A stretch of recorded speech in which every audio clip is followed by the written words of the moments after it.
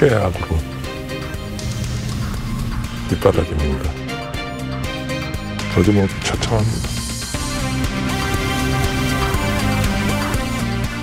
지금과 같은 노후 준비, 지금과 같은 사회 구조가 유지된다 그러면 노후 빈곤에 시달릴 가능성이 굉장히 높아 보입니다.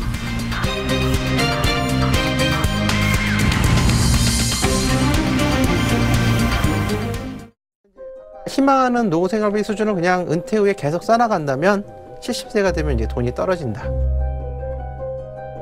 황혼 이혼으로 인해서 은퇴 자금을 절반씩 가져가게 된다면 76세 때에 자금이 전부 없어지게 된다는 겁니다. 그래서 결과적으로 공적연금만으로 겨우 근근히 이제 삶을 이어가는 그런 수준이 될 뿐이라는 거죠. 네.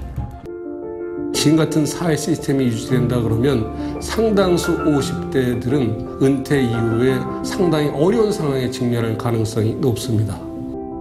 사실 어찌 보면 삶이라고 하는 그것의 전쟁을 이미 우리 세대 시작을 한 겁니다. 전쟁하고 다르지 않아요. 최악으로 밑바닥입니다. 요즘은 처참합니다.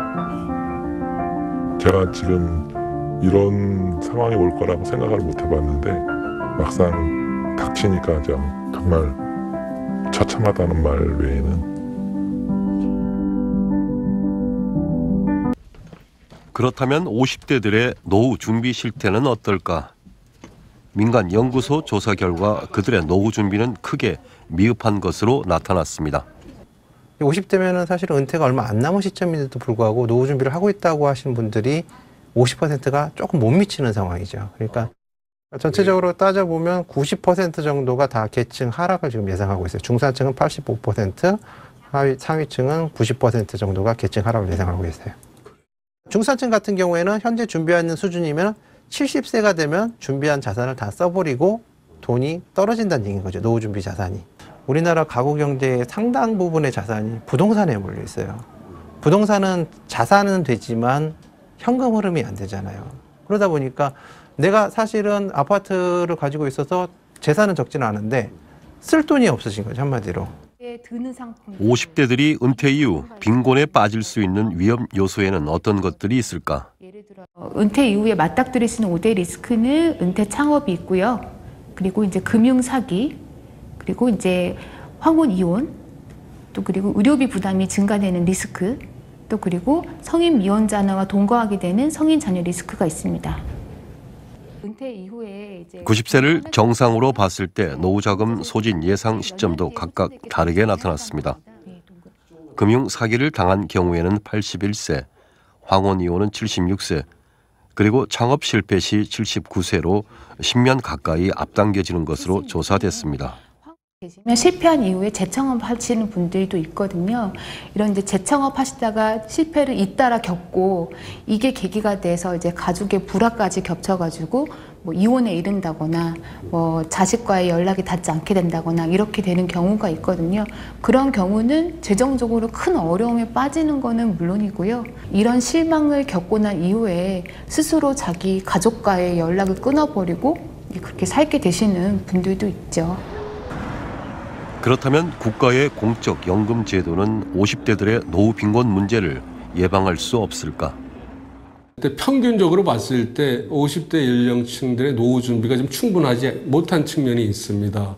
왜냐하면 그 1인 가구 기준으로 최소 생활비, 1인 기준으로 최소 생활비가 한 190만 원 정도 필요하다고 보고 있고 부부인 경우는 한 250만 원 이상이 돼야 되겠죠. 그게 최소 생활비, 적정 생활비는 그거보다 좀 더 많아야 될 거 아니겠습니까? 근데 지금 배움세대 국민연금 많이 받는다 그래도 이분들이 국민연금 한 130만 원, 많이 받는 분이 한 150만 원 받을까 말까 하고 앞으로 가입기간이 짧은 분들은 뭐 연금액이 한 70만 원, 80만 원 이 정도 되다 보니까 다른 노후 준비를 못한 분들께서는 굉장히 노후 빈곤에 시달릴 확률이 높을 수밖에 없겠죠. 윤 박사는 따라서 연금 제도의 개편이 시급하다고 주장합니다. 지금 제도를 그대로 방치할 경우는 노후 소득의 양극화, 노후 연금의 양극화를 좀 방치하는 쪽으로 흘러갈 수가 있다는 겁니다. 이제 그런 부분에 대해서 집중적으로 우리 사회 각 구성원들이 의견을 교환하면서 지속가능 방향으로 이 제도를 좀 손을 봐야 될 것 같습니다. 그렇다면 안전한 자산으로 믿고 있는 주택은 노후 보장책이 될 수 있을까? 집 팔아 사람 될 거 아니냐. 근데 그 집이 믿을 수가 없는 겁니다. 갖고 있는 재산으로는 집 한 채밖에 없는데 그 집값이 과연 버텨주면 좋은데 제가 보기에는 저성장 고령화 시대에 집값이 버텨줄 가능성이 별로 없거든요. 아주 일부 지역을 제외하고는. 강 대표는 가까운 일본도 부동산 가격이 하락하면서 노후 파산이 큰 사회 문제가 됐다고 합니다. 일본의 집값이 지금 3분의 1, 4분의 1 가격으로 떨어졌거든요. 그럼 우리는 어떻게 될까? 우리는 지금 딱 있는 게 집 한 채밖에 없거든요. 딱 30년 전에 일본은 똑같아요. 집을 팔아 살아야 되는데 이게 710 몇만 베이비부머 세대들이 집 팔라고 내놓기 시작하면 우리나라 집값이 일본 걸 낮은 말한 법이 없거든요. 노후의 문제는 그 거시 경제의 문제예요. 개인의 문제가 아니라 사실 어찌 보면 삶이라고 하는 그것의 전쟁을 이미 우리 세대 시작을 한 겁니다. 전쟁하고 다르지 않아요. 그것을 어떻게 헤쳐나갈 건가? 개인이 해소하기에는 상당한 한계가 있을 수밖에 없습니다. 어떤 은퇴 연령, 퇴직 연령을 조정하는 어떤 제도적인 조정이 필요하다는 것이고요.